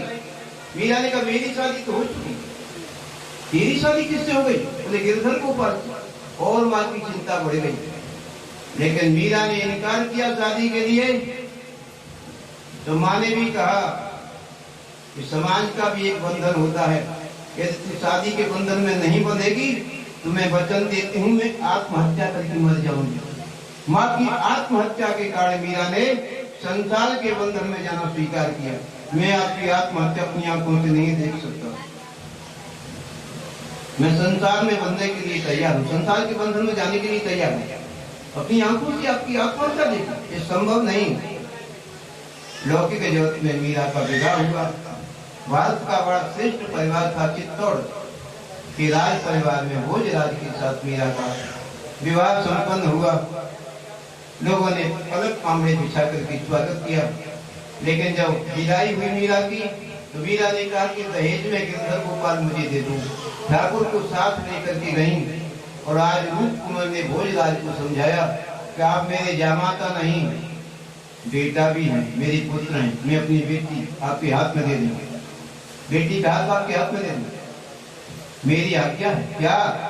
बोले मेरी बेटी भक्ति बहुत करती है, आप मेरी बेटी की भक्ति में बाधक मत बनना। तो भोजराज ने भी वचन दिया कि मैं तुम्हारी बेटी की भक्ति में बाधक नहीं बनूंगा। चित्तौड़ में प्रवेश किया। राज परिवार की एक परंपरा थी, हर नववधू को गणेश पूजन के लिए मंदिर में जाना पड़ता था। उसी परंपरा का पालन करने के लिए पूदाबाई ने कहा, मीरा भाभी गृह प्रवेश बाद में होगा, पहले आपको गणेश जी का पूजन करना पड़ेगा। यहाँ व्यवस्था बिगड़ गई। अब समाज में कोई बहू पहली बार बोले, वो भी ससुराल में, ये भी कोई शुभ संकेत नहीं। लेकिन मीरा पहली बार बोली, गणेश से मेरा कोई संबंध नहीं, मैं गणेश को नहीं जानती। कौन है गणेश? मेरा संबंध केवल गिरधर गोपाल से है। मेरो तो गिरधर गोपाल दूसरो न, जाके सिर मोर मुकुट मेरो प्रत सोई। सुमन जी जल सिंह की प्रेम बेल हुई। मेरा संबंध किसी से नहीं। फिर राज परिवार के लिए अशुभ संकेत था। उदाबाई जब जिद करने लगी, भोजराज बीच में आ गई। और जब मीरा का मन नहीं तो गृह प्रवेश करवाओ, क्यों आप जिद करते हैं? गृह प्रवेश तो किया, लेकिन उदाबाई ने संकल्प किया कि मैं अपने अपमान का बदला चुकाऊंगा। प्रतिशोध की ज्वाला मीरा ने जो अपमान किया था, उदाबाई के अंतर मन में भड़क गई, प्रतीक्षा करने लगी। लेकिन भगवान भी यही चाहते थे। मीरा के हाथ की मेहंदी भी नहीं छूट पाई कि भोजराज की सैया पर लेट गए, मृत्यु के ग्रास बन गई। चित्तौड़ में हाहाकार हुआ। राज परिवार में किसी जवान व्यक्ति की मौत हुई, लेकिन मीरा की आंख से एक आंसू नहीं निकला। सखियों ने समझाया, तुम्हारी मांग का सिंदूर मिट गया, आपका पति चला गया। मीरा ने कहा, मेरा पति कभी नहीं जा सकता। ऐसे पति को कहा बड़े तो जन्मत ही मर जाए।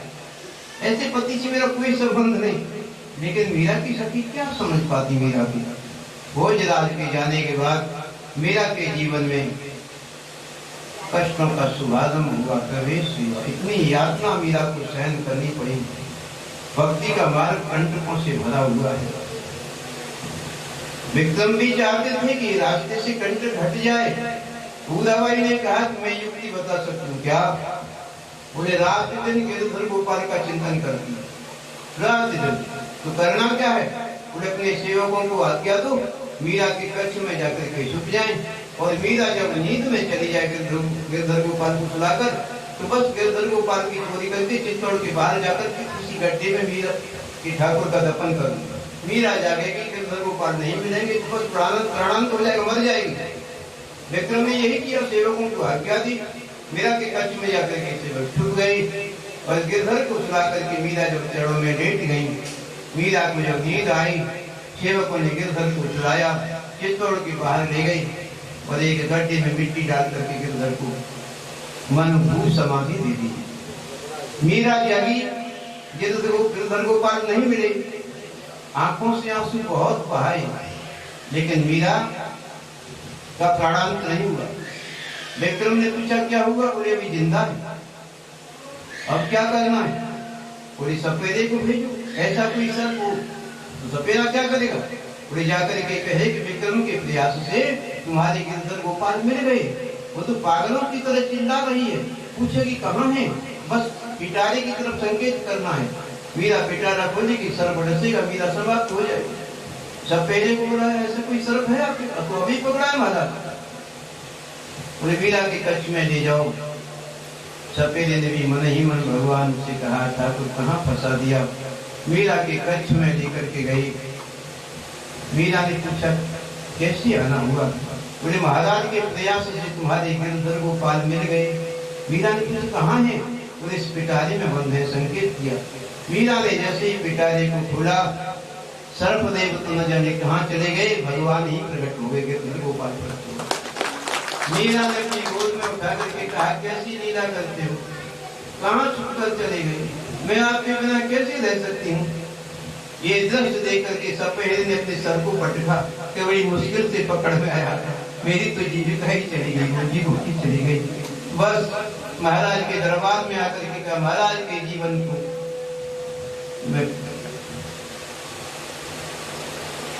महाराज के जीवन में ऐसी घटना कभी नहीं घटी होगी। विक्रम क्या हुआ? बोले, महाराज मैंने अपनी आंखों से चमत्कार देखा, तो मैं नमस्कार करता हूँ। कैसा चमत्कार? बोले, आपने जो आदेश दिया, आज्ञा दी, मैंने उसका पालन किया। फिर क्या हुआ? बोले, न जाने सर्पदेव कहाँ गायब हो गए, गिरधर गोपाल ही प्रकट हो गए। जैसे रावण के जीवन में हनुमान जी की ऐसी बाधा खड़ी हो गई। रावण ने कहा कि जिस कार्य की हम सुनते हनुमान हनुमान हनुमान, बस वही व्यवस्था विक्रम के जीवन में आ गई। मुझे मीरा क्या, मेरे रास्ते का कंटक बन। अब क्या करना? लेकिन सूत्रों की क्या कमी थी? युक्ति तो बहुत थी उदाबाई के पास। उदाबाई ने कहा कि बस सहज में ही काम बन जाएगा, राज्य वैद्य को बुलवाओ।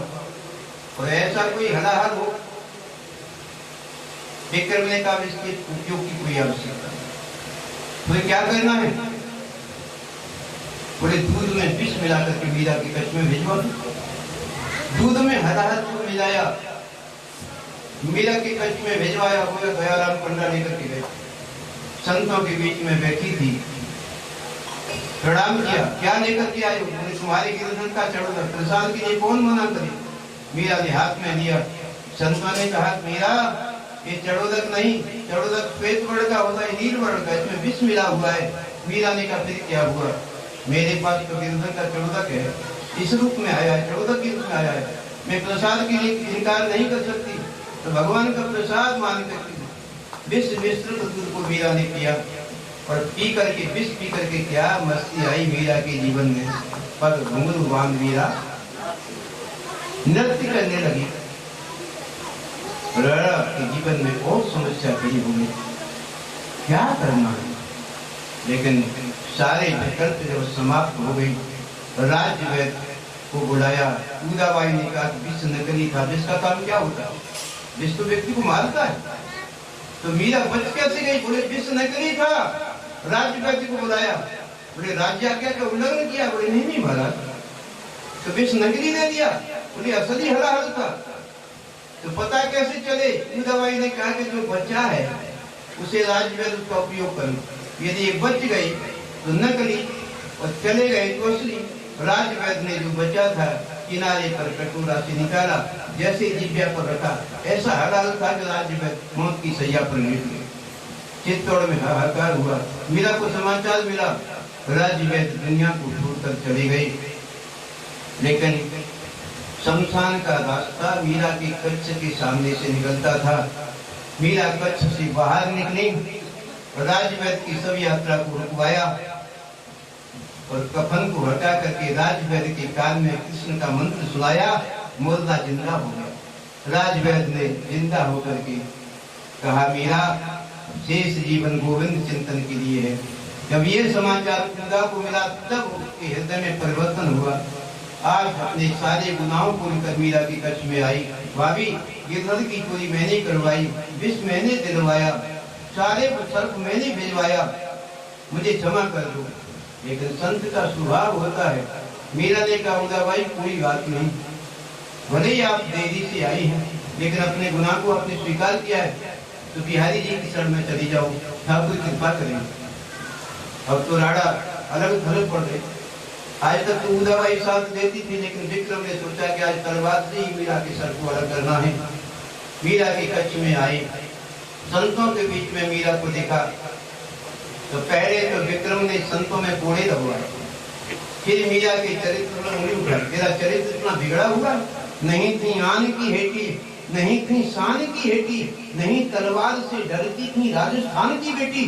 लेकिन ऐसी निकम्मी निर्लज वो पहली बार हमारे राज परिवार में आई है जो महाराज होनी साथ लेकर के आई। संतों को जब पिटते हुए देखा तब मीरा ने निर्णय किया, मेरे चरित्र पर उंगली उठाई कोई बात नहीं, मुझे गालियां सुनाई मैं सहन कर सकती हूँ, लेकिन संत तो मेरे माई बाप हैं, मेरी आंखों के सामने इनका अपमान हो मैं सहन नहीं कर सकती। मीरा ने निर्णय किया कि अब इस भूमि पर एक क्षण नहीं रहना है। मध्य रात्रि में चित्तौड़ की भूमि को प्रणाम करके मीरा वृंदावन की ओर आगे बढ़ी। ऐसी लागी लगन मीरा हो गई मगन, वो तो गली गली हरी बुरी गानी लगी। मीरा वृंदावन की ओर आगे बढ़ी।